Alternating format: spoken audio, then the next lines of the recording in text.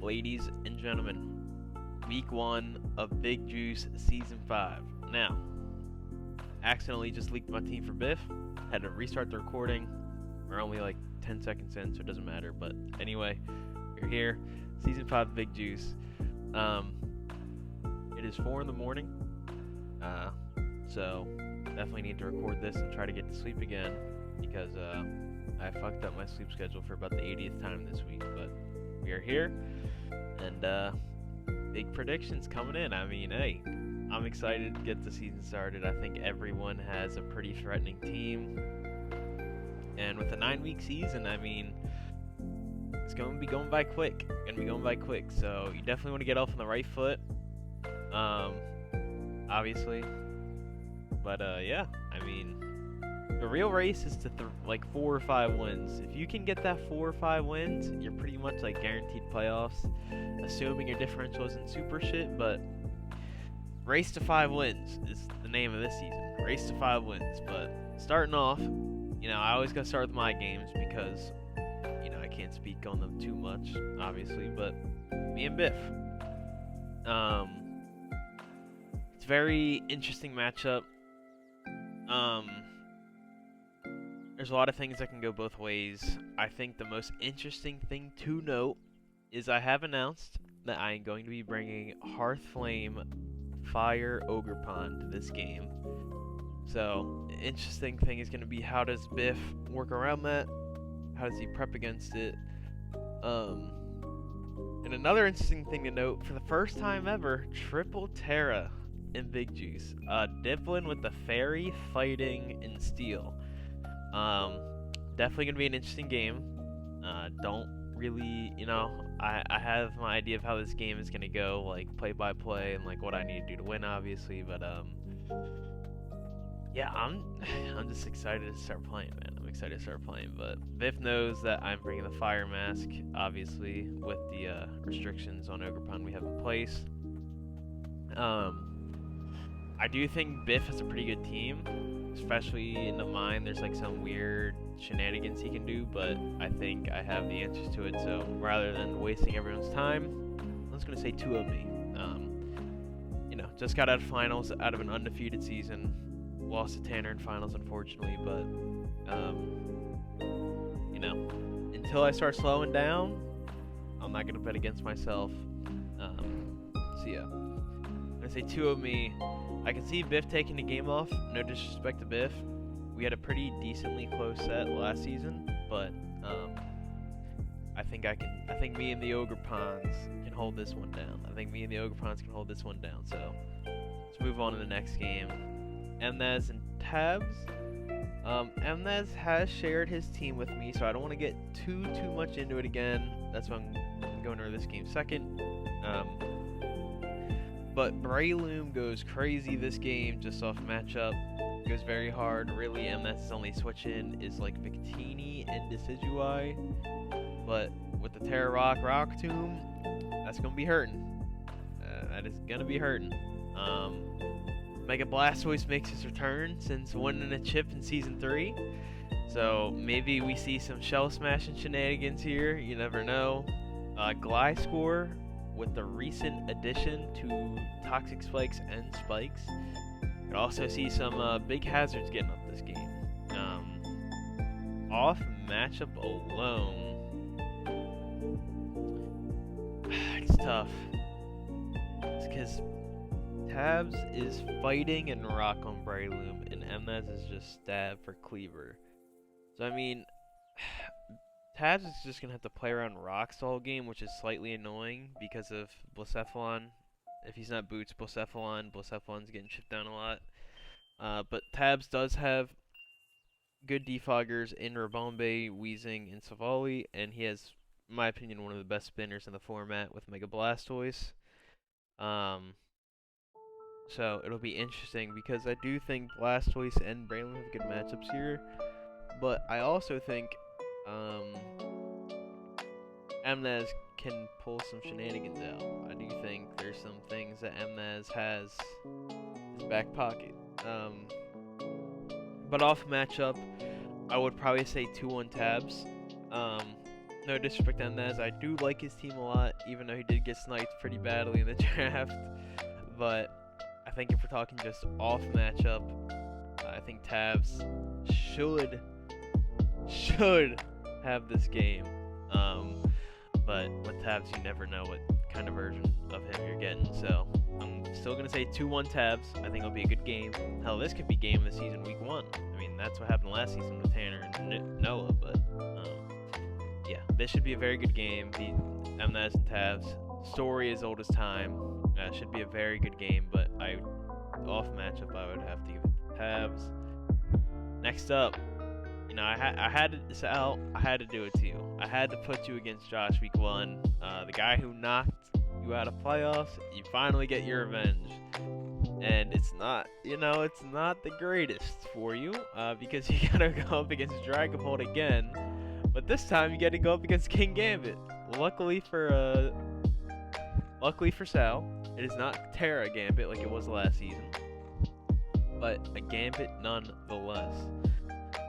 Interesting thing to note is I want to say Josh's pseudo fighting week because of Gambit and Mamo, but he do be having a Dragapult, Zapdos, Pheasantipity, and Skeledirge, and Tentacruel. So while 2 of his big hitters are weak to fighting, he has a lot of things that can work around it. But I do think God. What do I think here?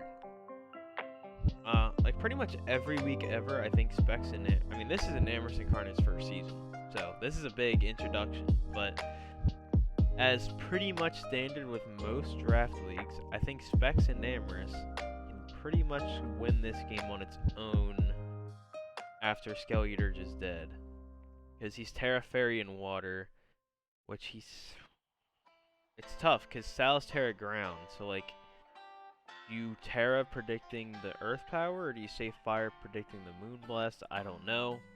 I do think Specs and Amherst could have some viability here.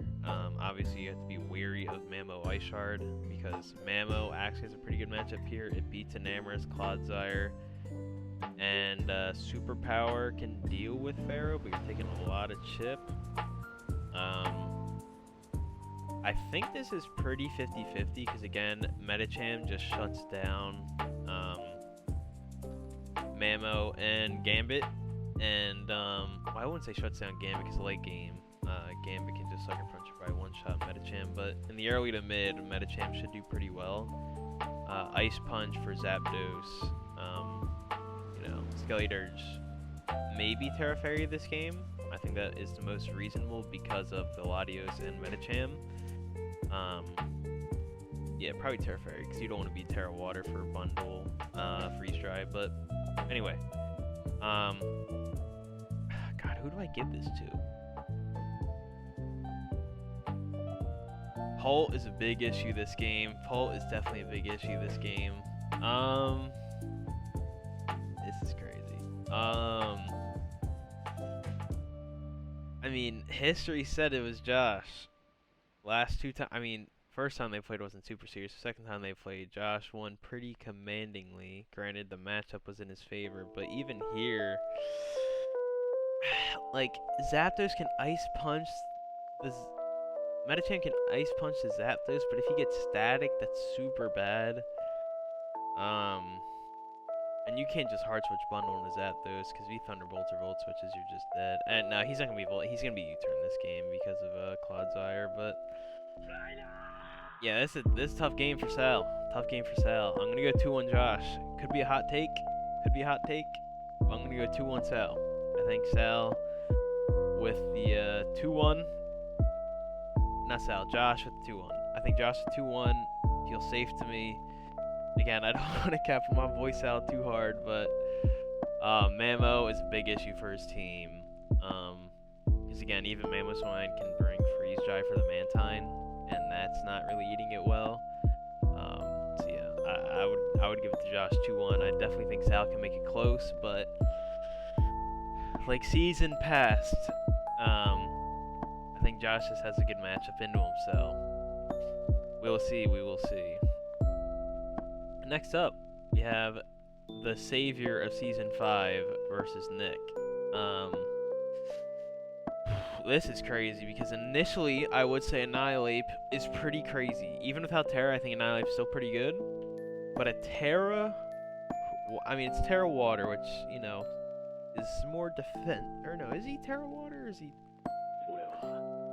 Let me check the draft picks real quick. Pretty sure he's Terra Water.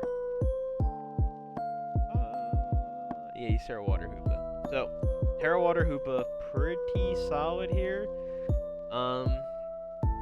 Might see protective pad so he doesn't get flame bodied. I forget if Hyperspace Fury makes contact, but I don't know. But even then, bringing Moltres to this game is a little tough because of Mega Arrow and Scolipede obviously gets Stone Edge. We may not see Moltres here. Terra Fire and Dark Zarude is very interesting. Which one do you bring? I would probably say Dark, just because his only Dark resist is Clef, and being Dark means if Zoroark shenanigans happen, you can at least deal with the Shadow Balls a bit. But Zoroark kind of gets shut down by like Empoleon and Garg. Zoroark has to hit a Focus Blast to kill them, which makes it a little tough. But Blaziken speed boost. Obviously no setup, but Blaziken has a pretty good matchup this game. Stone Edge, close combat, kind of hits everything. Flare Blitz. Fourth move, I was going to say Swords Dance, but you can't run Swords Dance, so I don't know. But Mega Mawile to break the team down is going to be very interesting. I feel like experience-wise, I have to say Nick here, just because I think Nick is more experienced than Donsky. Obviously, Donsky, RDL player, he's got his experience a little bit, but Nick has played 2 seasons of Big Juice. He has 28 games under his belt, and I know RDL is pretty much like MSB and Tabs running the show over there, so I would say Nick has a bit more of higher level experience than Donsky, and I think that will come into play here. But I think it should be a close game because I have heard good things about Donsky.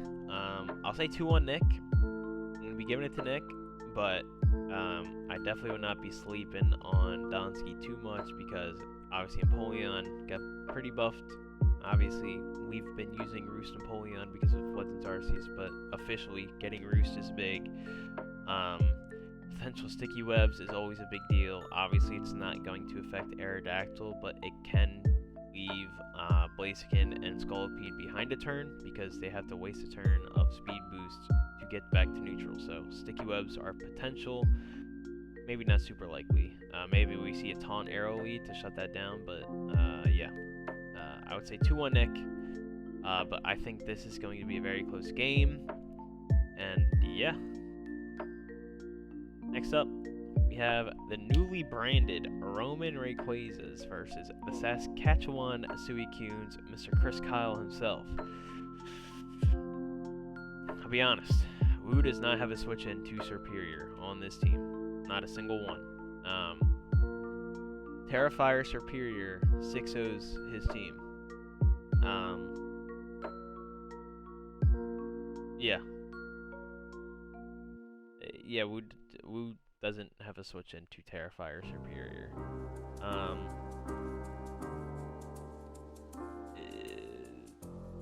trying to figure out a way how Wu wins. Maybe this is a 2-0 Chris. This is a 2-0 Chris. I mean, if Wu wins this game, Chris is trolling because Wu literally does not have a switch in to Terrifier Superior. Obviously, Coco's faster. Wu's gonna have to run some like Scarfmon, whether it's Haxorus or Tusk, to outspeed Surf. Because if you're not Scarf Tusk or Haxorus to Earthquake and one-shot Superior after Terras, I have no idea how Wu wins this game. Maybe Kangaskhan can live. Kangaskhan can definitely live a neutral Leaf Storm, but after +2, I don't think it's eating a Leaf Storm or a Terra Blast. Maybe if he's like Spadef. Yeah, there's got to be a Scarf Tusk or Scarf Haxorus in the works here, because if not, Terrifier Superior is 6-0. I think, Wu obviously a good battler, good coach, but Superior is way too much of a threat for Wu's team to deal with. And yeah, this is 2-0 Chris. If Chris doesn't win 2-0, some major mistakes were made. There's just no other way around it. Maybe I'm crazy, but there's just no other way around it in my mind. But next up, we have another new coach to the league in Vixen. The Mega Gardevoir. Oh, baby. And then against I would say the Demon Squad in Preston. This team is fucking evil. And because of that, I think Preston's going to win. Vixen, new to the league. I don't know if she played in Nick's league or not. I think she did. But it's just one of those things where, again, even if you do have some experience in competitive, not having the experience, the big juice is a big deal. And Preston having Palafin in the rain is going to be a pretty big wake-up call, because I don't even think a defensive Blastoise wants to eat a rain-boosted Wave Crash from Palafin. So I'm going to say 2-0. It should be a 2-0. Again, no disrespect to Vixen, but let's be honest here. Not a lot of teams can deal with a rain-boosted Palafin, and I definitely don't think a newcomer to the league can deal with a rain-boosted Palafin. So I'm going to say a 2-0 and leave it as such. Next up, we have the new champ, the reigning defending champion, Big T, versus the dog brother, Dog Chase. Nidoking Whim is back. We're back. Chase is an old fashioned. And Tanner has a very scary team. Earthworm Diancie, he's ripping my swag. Again, that team I had going into season 3 or 4 with Mega Diancie, Cinderace, Quaquaval, Earthworm, people just be ripping up. Even in the draft, he had Quack. He dropped it for the Sun team.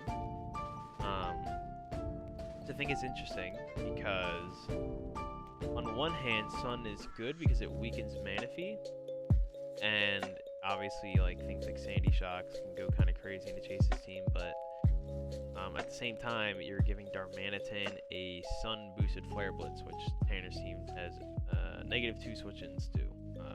His Walking Wake, if it's not defensive, probably gets 2-shot. So yeah, Sun is a weird bring here. I don't think it's terrible, but it is a bring. We could see Chase bringing Chlorophyll Whimsicott if he is expecting it, but I think Prankster's obviously the safe one. Another triple Terra. I think. Let me see. Tanner is Rock, Ground, and Dark. And Chase is Ground and Poison Nidoking, which I don't agree with. He should be Ice and Electric, or Ice and Fire, or Electric and Fire. But anyway, Tanner's team does not have a lot of switch-ins to a Terra Ground, Earth Power, or Sludge Wave from Nidoking. That's important to note. Earthworm can switch in, but if he flamethrowers, Earthworm is going to the Netherland. Chinpao, Chase doesn't have a switch in. He can use defensive Manaphy and intimidate Hitmontop, but I don't know how well that's gonna be doing. And even Mega Diancie. Celesteela is really the only switch into that. Maybe a specially defensive Mesprit, but Diancie can really pressure that thing.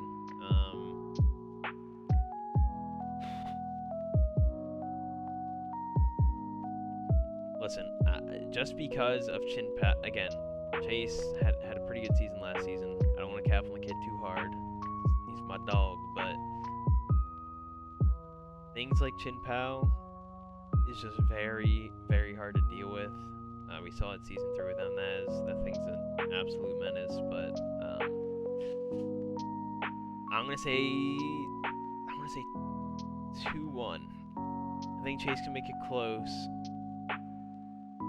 but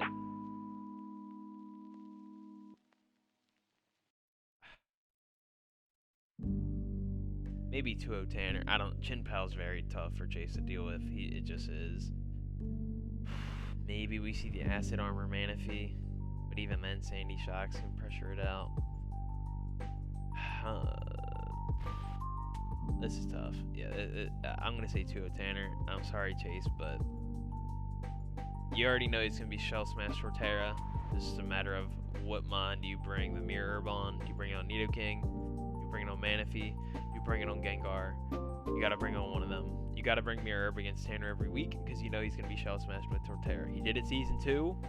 Or no, he was Swords Dancing season 2. So if he was Swords Dancing turn 1 with Torterra season 2, you already know he's gonna be leading Shell Smashing Torterra in season 5. Yeah, this is going to be a bloodbath.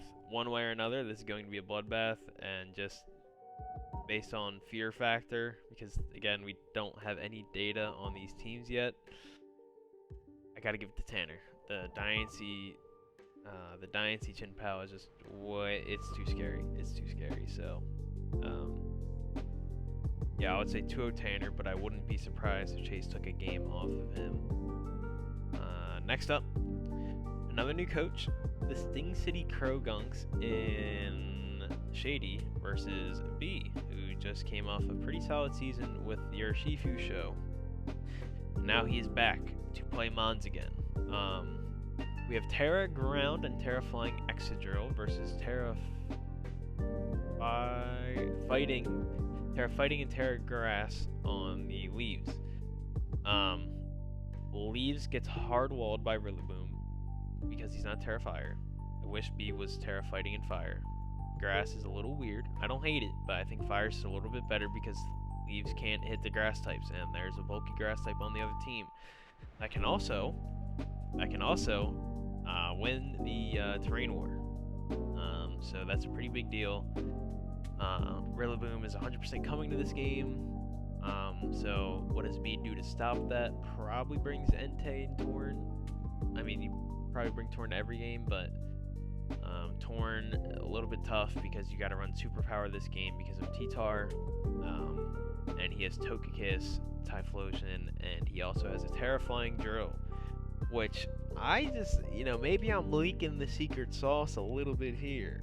I don't mean to be the leaker of sauce, but Terrifying Drill is insane for 2 reasons. One, covers the fighting weakness that T-Tar Drill share, obviously, but 2, since he is no longer grounded, the Earthquake is at full power in the grassy terrain, which is a little ridiculous.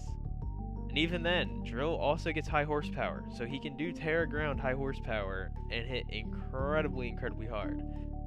So I think Shady has some real demon tech lined up, even has the Agent Bolt in P2, and even the Mega Heracross. I know a lot of teams don't really look at it because it's just like that weird mon, but I think we put it at the right price point for someone to look at it, and Shady was the man. Even having Monkey Dory, a new mon, I am very interested to see how Shady performs, because B has been a big contender for the last 2 seasons. Even in his first season, people were giving him mad props in season 2, but season 3 made it semifinals. Last season, almost made it again, but got reverse swept by JC. I fully expect B to have a pretty solid season. But in this matchup specifically, I want to say you bring Mega Alakazam, but Scarf Garen looks pretty good here because it outspeeds Torn. Are you 122 or are you 123? I always forget. 122. Okay, so Scarf Garen is 100% coming to this game because Scarf Garen outspeeds Valiant, Alakazam, and Torn.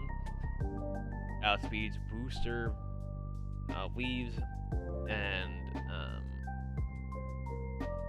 T-Tar also pressures Alakazam with Pursuit. So I don't even know if we see Mega Alakazam week 1, I'll be honest. But Scarf Gren seems like a pretty big bring here. It's Araquanid kind of hard walls Scarf Gren, but he can always U-turn out if he has it.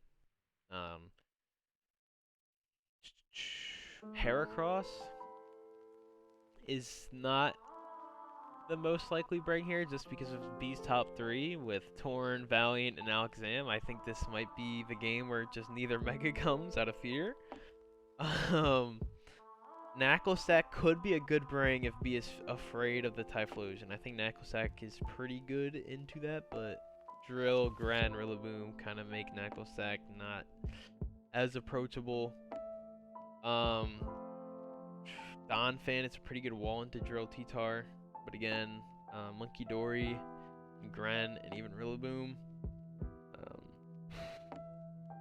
Off matchup, I'm gonna give it to Shady. I'm gonna say 2-1. Just because, again, we don't know Shady's experience level. We don't know how well he plays, but I think off matchup, I really like his team.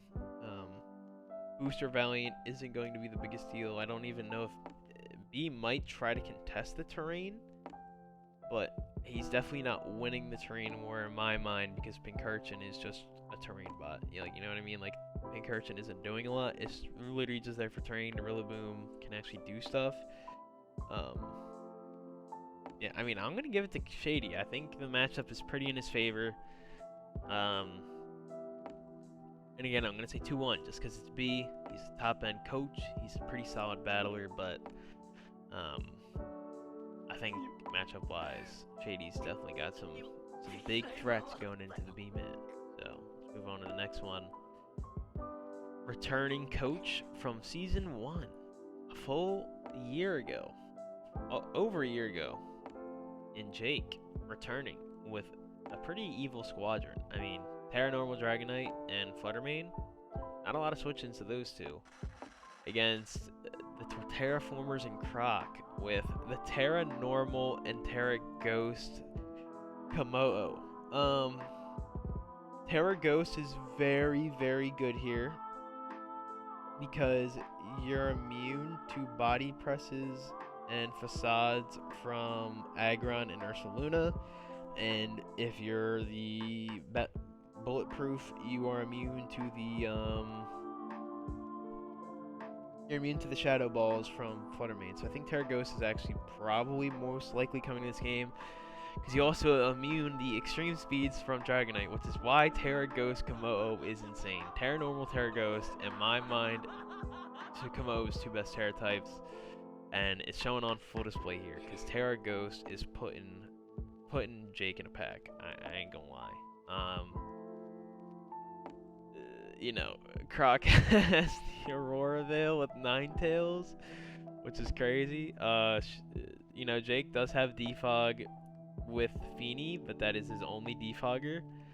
He doesn't have a Rapid Spinner either, so Jake's only hazard removal is Feeny. And if Croc can kill Feeny early or just pressure it to not be on the field, the Veil is staying up. And that's very, very scary for Jake. Webs are a bit of an issue for Croc, but he does have Landorus that's immune to them. And he can always run Clear Amulet on something. He has Rapid Swim with Starmie. Even Ceruledge has a pretty good matchup here, because it deals with Aggron, and the newly acquired Poltergeist can do a lot of damage to things, and Shadow Sneak is obliterating Fluttermane, and Bullet Punch make a scissor. This might be the Tabs effect coming out of me, but Fluttermane just does not have a good matchup here. Even Brute, Sucker Punch is doing a lot. Maybe Tabs was right. Maybe Fluttermane is washed. Who knows? But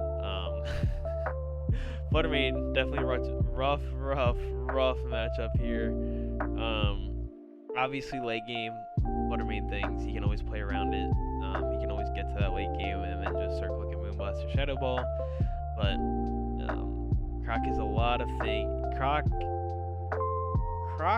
should win this 2-0 in my mind, because Komodo 1v6s this team, especially under Vale. Komo just 6-0s, but I think Jake's a good enough battler to make it close. In Season 1, he was one of the few people that beat JC. So I definitely think Jake can pull it out, but I wouldn't have my hopes up too high. So I'm going to say 2-0 Croc. But if Jake still has that dog in him like he did Season 1, maybe a 2-1. Maybe a 2-1, but Komo'o should just run away with this game, in my opinion. I mean, Terra Ghost literally shuts down Jake's entire team, so I'll be very interested to see how that works. Maybe we see a Mirror Herb for the Clanger Soul Blaze on Dragonite, or maybe Glade. Glade with a Clanger Soul boost could be crazy, but yeah, that's a lot of things that these coaches got to worry about, like Tanner and Croc with these big boosting moves. Mirror Herb is in the game now, so you got to be very, very careful about that. So we'll see. A lot of Mirror Herbs in their future for sure. And last game of the week. Last game of week 1. A divisional matchup of last season. JC versus Noah and the newly branded Samsung Smart Lugs. I mean, listen, if it's not eviscerated by Mobile Sucker Punch, it's good in my book. So we have the newly named Samsung Smart Lugs here, but this is a very scary game because as you will see in most weeks and as you'll hear in most weeks, this team has negative no switch-ins to a Terra, Normal, Blood Moon, Ursaluna. He does have the Golden Go, but obviously Ursaluna can Earth Power that. JC gets Trick Room up with Diancie or Slowbro against a team of this speed level with things like Mega Sceptile and Cinderace. Could be pretty bad. Even Aegislash, I don't think is like a super terrible matchup here, just because you can Shadow Sneak on Gold and, maybe just pressure things around. Maybe have like an Air Balloon for Landers and hit it with an HP Ice or something. I think Thundurus is also pretty good here. Pressures out Zapdos, Sceptile, and Toxapex. Even Landorus with Hidden Power Ice. Goodra might be needed this game just to Sap Zipper things. I don't think you bring Gooey just because you're giving Zapdos the Defiant boost. And that's not even to mention Glamora. Glamora, again, it's one of those things where you always have to worry about the hazard pressure because, again, you don't want to get the hazards up. So we might even see an Earth Power from Landorus just to avoid setting Toxic Spikes up. Yeah, it's a tough game for Noah. I want to say 2-0 J. I feel like I've been giving a lot of 2-0s, but I'm going to say 2-0. Not surprised if I see a 2-1 because, again, Noah, good coach. But JC's fallen back in the Trick Room like he did in Season 2 with the Trick Room Guzzy. And it's going to be tough. But I think in general, we have a... being careful so I don't leak my team here. I think in general, we have a lot of good teams. I mean, in this season in general, we just have a ton of teams that are very solid. I mean, I'm just scrolling through and I don't really see a weak roster here. I mean, I really don't, truthfully. I think everyone has a team that they can really work around. And I'm excited to just get the game started, see how people, first impressions are big. It starts to build that that identity around you that season. It immediately gives first impressions to who's a high-end team, who's a low-end team. And especially for the newer coaches like Shady, Jake, Vixen, and